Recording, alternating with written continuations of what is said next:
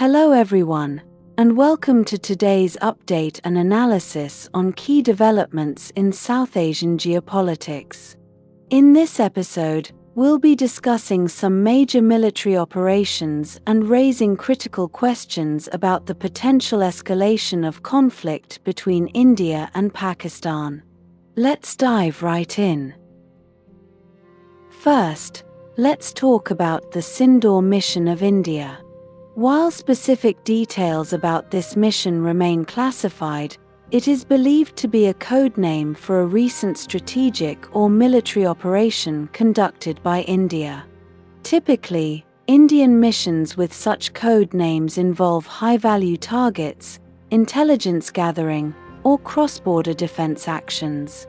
If true, it could signal an assertive stance from the Indian Defence Forces in response to ongoing threats or provocations. Now on the other side, we have the Mission Buniyan UN Mahsoos, reportedly a strategic movement or retaliation plan from Pakistan. Again, details are scarce, but such names often hint at either psychological warfare or tactical response initiatives. If activated, it could suggest a coordinated military response or a deterrent signal, particularly if tensions continue to escalate in the region. This brings us to a serious question: can India use atomic weapons in this conflict? India is a nuclear-armed state and a signatory to the No First Use (NFU) policy, which means it pledges to use nuclear weapons only in retaliation to a nuclear attack. However, policymakers in India have, in recent years, indicated that the NFU policy could be revisited depending on national security needs.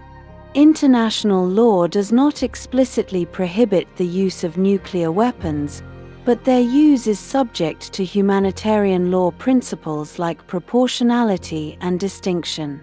That said, India's doctrine focuses on credible minimum deterrence, not first-use aggression. Now, what about Pakistan? Pakistan has not adopted a formal no first-use policy, meaning it retains the option to use nuclear weapons preemptively under extreme circumstances. This has often been a core part of its strategic doctrine, especially in deterring conventional military superiority from India.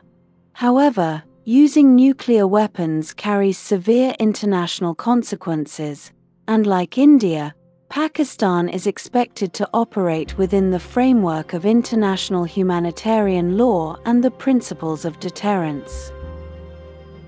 So, what might be next in this conflict?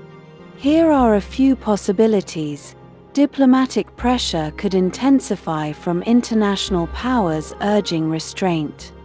Cyber warfare or covert operations may replace direct military engagement. Escalation could occur if one side miscalculates or responds disproportionately, or we may see back-channel negotiations to de-escalate tensions behind the scenes. Ultimately, the next steps depend on leadership decisions, military postures, and global diplomatic engagement. The world watches closely, as any conflict involving nuclear-armed states has implications far beyond the region.